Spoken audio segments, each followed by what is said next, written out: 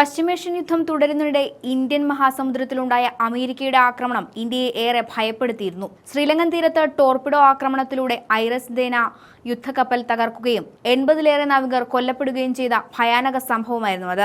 ഈ ആക്രമണത്തിൽ പ്രകോപിതരായ ഇറാൻ സൈന്യം അമേരിക്കയ്ക്കെതിരെ മുന്നറിയിപ്പുമായി രംഗത്തെത്തിയിരിക്കുകയാണ്.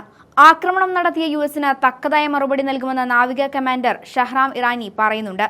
വാക്കുകൾ ഇങ്ങനെയാണ്: ശത്രുവിന്റെ കുറ്റകൃത്യം ഞങ്ങൾ മറക്കില്ല, ഞങ്ങളുടെ രക്തസാക്ഷികളുടെ രക്തത്തിന് പകരം ചോദിക്കും. ഷഹ്റാൻ ഇറാനിയെ ഉദ്ധരിച്ച് ഇറാന്റെ ഔദ്യോഗിക ചാനലായ പ്രസ് TV റിപ്പോർട്ട് ചെയ്യുന്നത് ഇങ്ങനെയാണ്: ശത്രു ഒട്ടും പ്രതീക്ഷിക്കാത്ത ഇടത്തുനിന്ന് മാരകമായ പ്രഹരങ്ങളിലൂടെ അവരെ ശിക്ഷിക്കുമെന്നും അതിന്റെ ആഘാതം കനത്തതായിരിക്കുമെന്നും അദ്ദേഹം വ്യക്തമാക്കുന്നുണ്ട്.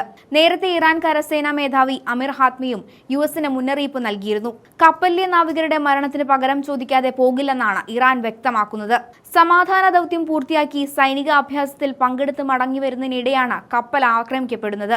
തങ്ങളുടെ നാവികർ കൊല്ലപ്പെട്ട സംഭവത്തിൽ ശത്രു രാജ്യത്തോട് പകരം ചോദിക്കുമെന്നും ഈ കുറ്റകൃത്യം രാജ്യം ഒരിക്കലും മറക്കില്ലെന്നും അദ്ദേഹം പറയുന്നുണ്ട്.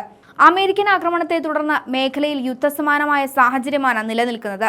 ഇറാന്റെ ഈ പുതിയ പ്രസ്താവന ഇന്ത്യൻ മഹാസമുദ്രത്തിലെ സുരക്ഷയെക്കുറിച്ചും അന്താരാഷ്ട്ര തലത്തിൽ വലിയ ചർച്ചകൾക്കും വഴിവെക്കുന്നുണ്ട്.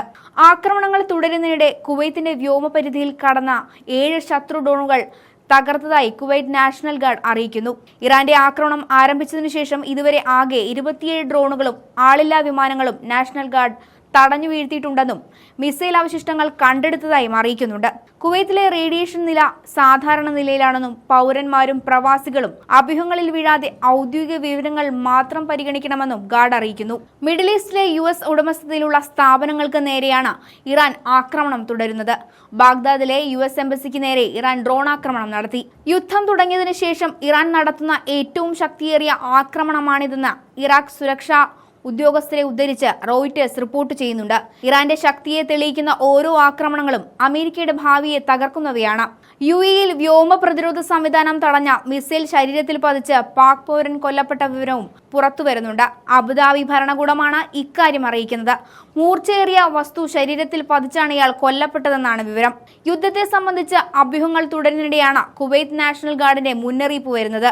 കുവൈത്ത് സേനയ്ക്ക് നേരെയുള്ള ആക്രമണത്തിൽ പ്രതിരോധിക്കുന്നുണ്ട് എന്ന് ലോകത്തെ അറിയിക്കാൻ അഭ്യൂഹ വാർത്തകൾ വിശ്വസിക്കരുതെന്നാണ് സേന പറയുന്നത്.